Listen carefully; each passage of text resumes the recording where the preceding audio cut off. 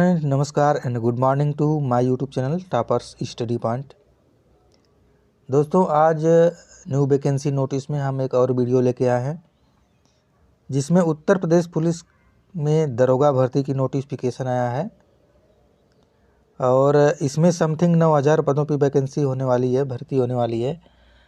तो यदि आप किसी भर्ती की तैयारी कर रहे हैं तो ये वीडियो आपको बहुत ही बेस्ट होने वाला है। तो वीडियो लास्ट तक देखिए और वीडियो अगर अच्छा लगे तो लाइक और शेयर ज़रूर करिएगा तथा यदि आप इस चैनल पर नए हैं तो प्लीज़ हमारे चैनल को सब्सक्राइब करके बेल आइकन दबा दीजिए ताकि जब भी हम नया वीडियो अपलोड करें तो इसकी सूचना आपको सबसे पहले मिले। ठीक है, तो आइए शुरू करते हैं। वीडियो शुरू करने से पहले एक छोटी सी जानकारी दे देते हैं। यदि आप हमें ट्विटर पे फॉलो करना चाहते हैं तो हमें YSaurabh345 पे फॉलो कर सकते हैं और इंस्टाग्राम पे फॉलो करना चाहते हैं तो टॉपर्स स्टडी पॉइंट पे फॉलो कर सकते हैं। और यदि आप फेसबुक पेज लाइक करना चाहते हैं तो हमारे फेसबुक पेज पे जाएं, टॉपर्स स्टडी पॉइंट 1। तो उत्तर प्रदेश सरकार ने यूपी पुलिस भर्ती बोर्ड ने एक नोटिफिकेशन जारी किया हुआ है। इस नोटिफिकेशन में समथिंग 9000 के ऊपर पद हैं, 9534 उस पर वैकेंसी होनी है। तो वैकेंसी के लिए फुल नोटिफिकेशन यदि आप चाहते हैं तो इस वीडियो के नीचे डिस्क्रिप्शन बॉक्स में हम इसका लिंक दे देंगे, वहाँ से फुल नोटिफिकेशन डाउनलोड कर सकते हैं। बाकी इस वीडियो में हम चर्चा करेंगे मेन मुद्दों पे, मेन पॉइंट्स की चर्चा करेंगे हम। तो इसका नोटिफिकेशन देखते हैं क्या है नोटिस में। उत्तर प्रदेश पुलिस भर्ती एवं प्रोन्नति बोर्ड 19C तुलसी गंगा कॉम्प्लेक्स विधानसभा मार्ग लखनऊ उत्तर प्रदेश 22/6001। सूचना विज्ञप्ति। पुरुषों एवं महिलाओं के लिए उप निरीक्षक नागरिक पुलिस तथा पुरुषों के लिए प्लाटून कमांडर PSC एवं अग्निशमन द्वितीय अधिकारी के पदों पर सीधी भर्ती 2020-21। संख्या PRPB 2/3B/2020 फरवरी 2021। ठीक है। पुलिस महानिदेशक उत्तर प्रदेश लखनऊ द्वारा प्रेषित अध्याचन पत्र संख्या DG 4/106/100 2018 दिनांक 5/8/2020 पत्र संख्या इतना में उप निरीक्षक नागरिक प्लाटून कमांडर PSC एवं अग्निशमन द्वितीय अधिकारी वेतनमान 93,000 से 34,800 व ग्रेड पे 4200 के क्रमशः 9,027, 484 एवं 23 अर्थात कुल 9,534 रिक्त पदों पर श्रेणीवार विवरण निम्नलिखित है। इसको भरने के लिए पुरुष एवं महिला अभ्यर्थियों से आवेदन आमंत्रित किए जाते हैं। ठीक है, इसमें 3 प्रकार की भर्ती होगी। पहला है उप निरीक्षक नागरिक पुलिस, दूसरा है प्लाटून कमांडर PSC और तीसरा है अग्निशमन द्वितीय अधिकारी।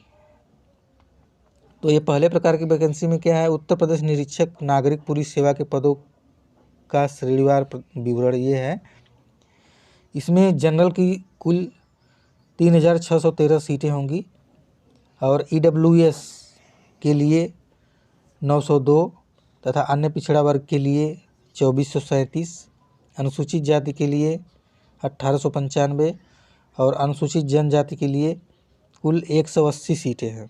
ठीक है, मतलब उप निरीक्षक नागरिक पुलिस के लिए टोटल 9,027 पद होगा, मतलब SI के लिए। ठीक है, और दूसरा है प्लाटून कमांडर PSC।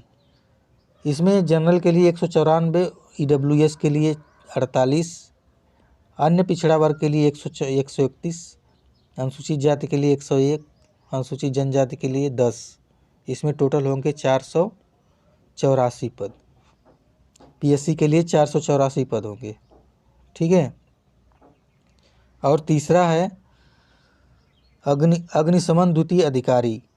इसमें जनरल के लिए 10 सीटें हैं, EWS के लिए 2 सीटें हैं, अन्य पिछड़ा वर्ग के लिए 6, अनुसूचित जाति के लिए 5 और अनुसूचित जनजाति के लिए 0। मतलब इसमें कुल टोटल कितनी सीटें हैं? 23 सीटों पे वैकेंसी भर्ती होगी। ऑनलाइन आवेदन की समय सारणी क्या है? ऑनलाइन आवेदन के लिए आवेदन प्रारंभ होने की तिथि है 1/4/2021, मतलब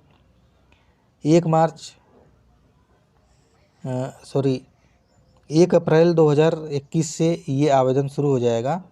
और आवेदन शुल्क जमा करने की और सबमिट करने की अंतिम तिथि होगी 30/4/2021, 30 अप्रैल 2021। ठीक है। आवेदन शुल्क, इस भर्ती प्रक्रिया के लिए सभी अभ्यर्थियों हेतु आवेदन शुल्क 400 रुपये मात्र निर्धारित किया गया है। मतलब सभी लोगों के लिए मात्र 400 रुपये शुल्क निर्धारित किया गया है।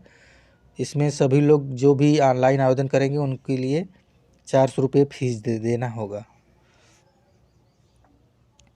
इसमें अर्हताएँ क्या हैं? अर्हताएँ में पहला है राष्ट्रीयता।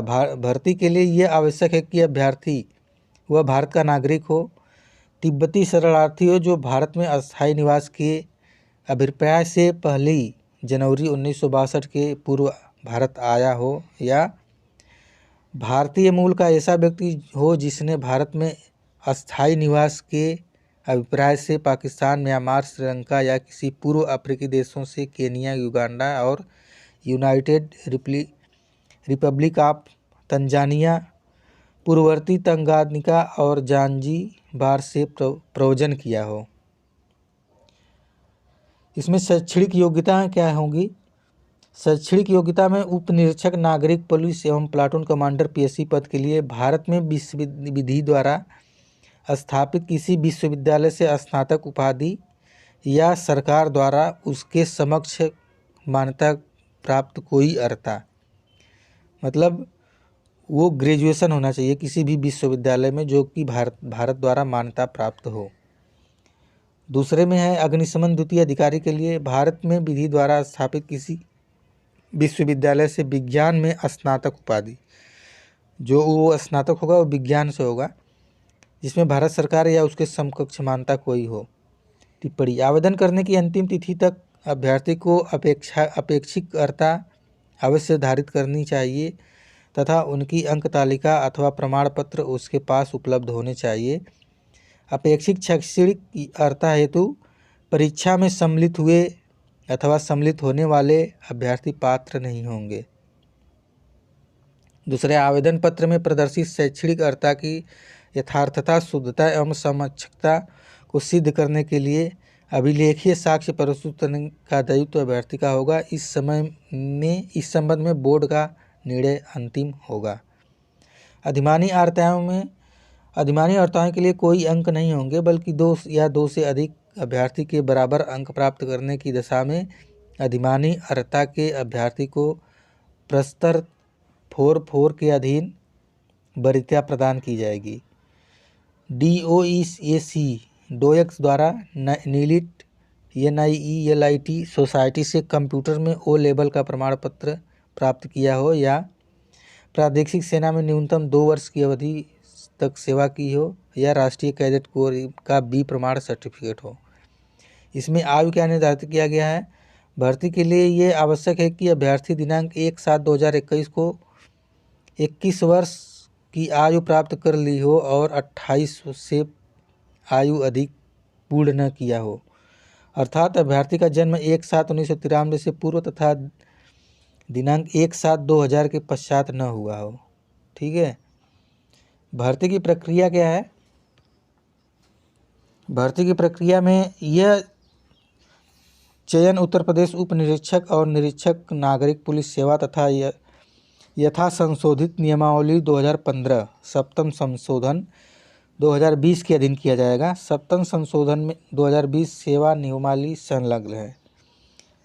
ऑनलाइन आवेदन लिखित परीक्षा। ऑनलाइन लिखित परीक्षा उत्तर प्रदेश उप निरीक्षक और निरीक्षक नागरिक सेवा और यथा संशोधित नियमावली में 2020 के अनुसार ऐसे अभ्यर्थी जिनके आवेदन सही पाए जाएंगे उनसे 400 अंकों की ऑनलाइन लिखित परीक्षा में सम्मिलित होने की अपेक्षा की जाएगी। मतलब वो ऑनलाइन परीक्षा होगी 400 नंबर की, उसमें आपको सम्मिलित होना पड़ेगा। इस ऑनलाइन लिखित परीक्षा में वस्तुनिष्ठ प्रकार के 4 अलग अलग विषयों के प्रश्न होंगे। वो विषय कौन कौन से होंगे? इसमें पहला है हिंदी, हिंदी से 100 क्वेश्चन होंगे। और दूसरा है मूल विधि संविधान सामान्य ज्ञान, इससे भी 100 क्वेश्चन होंगे। और तीसरा है संख्यात्मक एवं मानसिक योग्यता परीक्षा, इसमें भी 100 अंक होंगे। और मानसिक अभिरुचि बुद्धिलब्धि परीक्षा तार्किक परीक्षा, इसमें भी 100 अंक, टोटल 400 अंक की ऑनलाइन लिखित परीक्षा कराई जाएगी इस भर्ती प्रक्रिया में। ठीक है, इसमें शारीरिक मापदंड क्या है?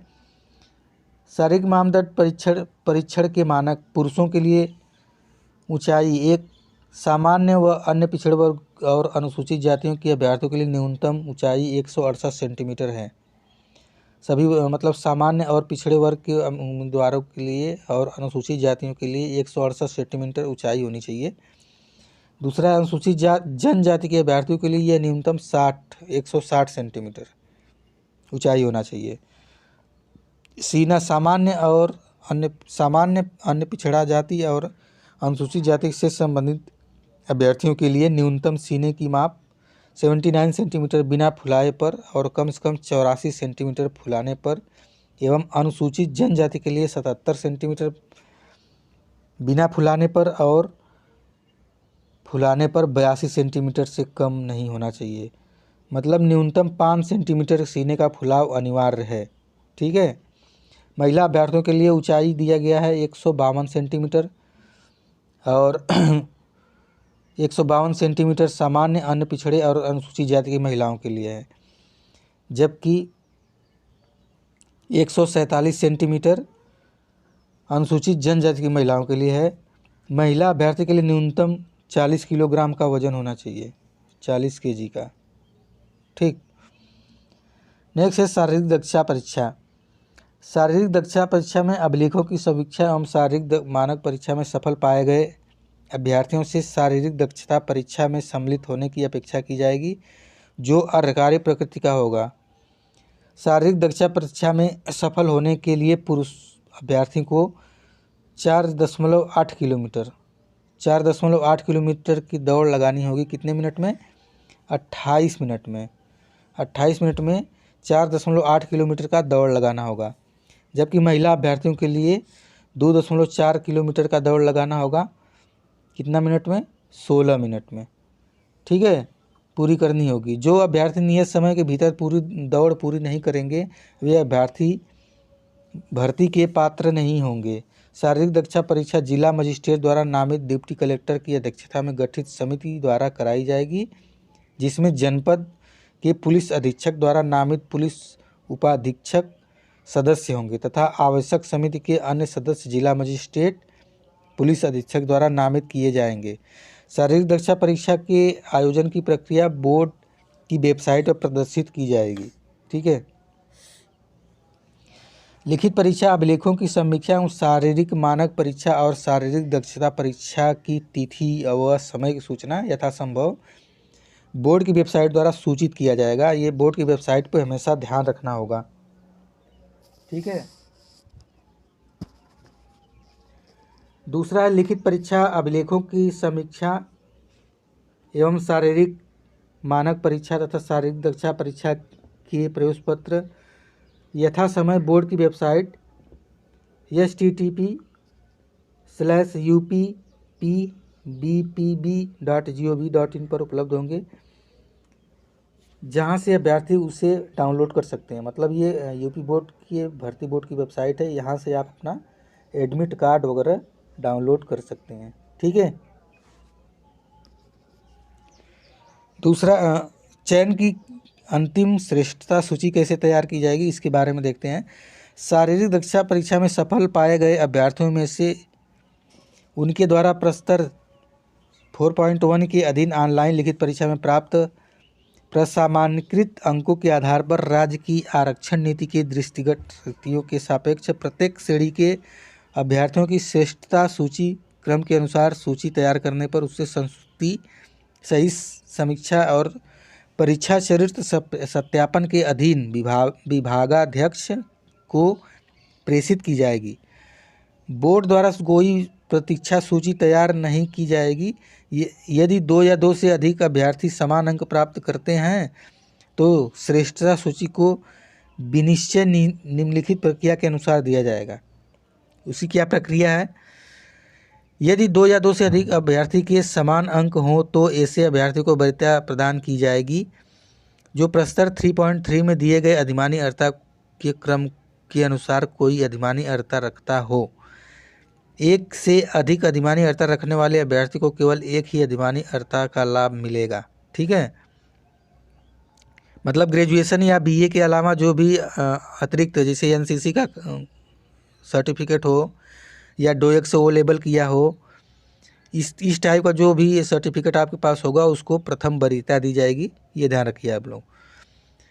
उपर्युक्त के होते हुए भी यदि 2 या 2 से अधिक अभ्यर्थी के अंक समान हो तो अधिक आयु वाले उम्र को वरीयता दी जाएगी। मतलब जिसके पास दोनों सर्टिफिकेट भी है और अंक भी समान है तो उसके लिए जिसकी उम्र अधिक होगी उसको प्रथम वरीयता दी जाएगी। ठीक है, यदि ऊपरी लिखित के बावजूद भी एक से अधिक अभ्यर्थी समान हो तो ऐसे अभ्यर्थियों की वरीयता उसके हाई स्कूल प्रमाण पत्र में यथा उल्लिखित नाम के अंग्रेजी वर्णमाला, इसके बावजूद भी यदि अंक समान पाए जाते हैं तो जो हाई स्कूल का उनका नाम होगा उस नाम के आधार पर, वर्णमाला के आधार पर उनको वरीयता दी जाएगी। ठीक है, ऑनलाइन लिखित परीक्षा का पाठ्यक्रम क्या होगा वो तो मैं पहले बताया था। इसमें पहले 100 नंबर का हिंदी का क्वेश्चन होगा और 100 क्वेश्चन, और दूसरा है मूल विधि, संविधान, सामान्य ज्ञान 100 अंकों का होगा, और तीसरा है संख्यात्मक एवं मानसिक योग्यता परीक्षा 100 अंकों की होगी, और चौथा है मानसिक अभिरुचि परीक्षा, बुद्धिलब्धि परीक्षा, तार्किक परीक्षा। ये 100 अंक का मतलब टोटल 400 अंक का प्रश्न पेपर होगा और जिसकी ऑनलाइन परीक्षा ली जाएगी बोर्ड के द्वारा। ठीक है, तो सामान्य हिंदी में आपको क्या क्या, सामान्य हिंदी में हिंदी से रिलेटेड सारे जो भी व्याकरण वगैरह है उनको आप पढ़ के जाइएगा। और मूल विधि संविधान में सामान्य ज्ञान, मूल विधि और संविधान से संबंधित प्रश्न पूछे जाएंगे। सामान्य ज्ञान मतलब स्वास्थ्य सेवा, भारतीय इतिहास, भारतीय स्वतंत्रता संग्राम, इनसे संबंधित प्रश्न पूछे जाएंगे। इनका सिलेबस, पूरा सिलेबस मैं वीडियो के लिंक में डिस्क्रिप्शन में दे दूंगा, वहाँ से आप पूरा डाउनलोड कर सकते हैं। ठीक है, संख्यात्मक एवं मानसिक अभिरुचि में संख्यात्मक योग्यता परीक्षा मतलब गणित से संबंधित प्रश्न होंगे और मानसिक योग्यता में रीजनिंग से संबंधित प्रश्न होंगे। रीजनिंग के सारे चैप्टर से कुछ ना कुछ क्वेश्चन आएंगे। ठीक है, मानसिक अभिरुचि परीक्षा में रीजनिंग है, बुद्धिलब्धि परीक्षा में, तार्किक परीक्षा में, इसमें भी रीजनिंग से संबंधित प्रश्न पूछे जाएंगे। तो ये सब ध्यान रखिएगा आप लोग और इसका सिलेबस अच्छे से देख लीजिएगा, जिसका लिंक हम दे देंगे वीडियो के नीचे। ठीक है, तो ये था दोस्तों यूपीएससी से संबंधित नोटिफिकेशन की महत्वपूर्ण जानकारी और ये हमने शॉर्ट में बताया है।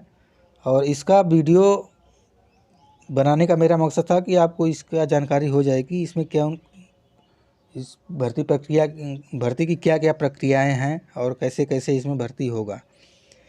तो वीडियो कैसा लगा आप कमेंट बॉक्स में ज़रूर लिखिएगा और वीडियो अगर अच्छा लगा है तो लाइक करिए और अधिक से अधिक शेयर करिए तथा हमारे चैनल को सब्सक्राइब जरूर करिए ताकि जब भी नई नोटिफिकेशन, नई भर्ती आए तो उसकी सूचना आपको सबसे पहले मिले। ठीक है, तो वीडियो देखने के लिए बहुत बहुत धन्यवाद। Thanks for watching. अपना ख्याल रखिए। जय हिंद, जय भारत।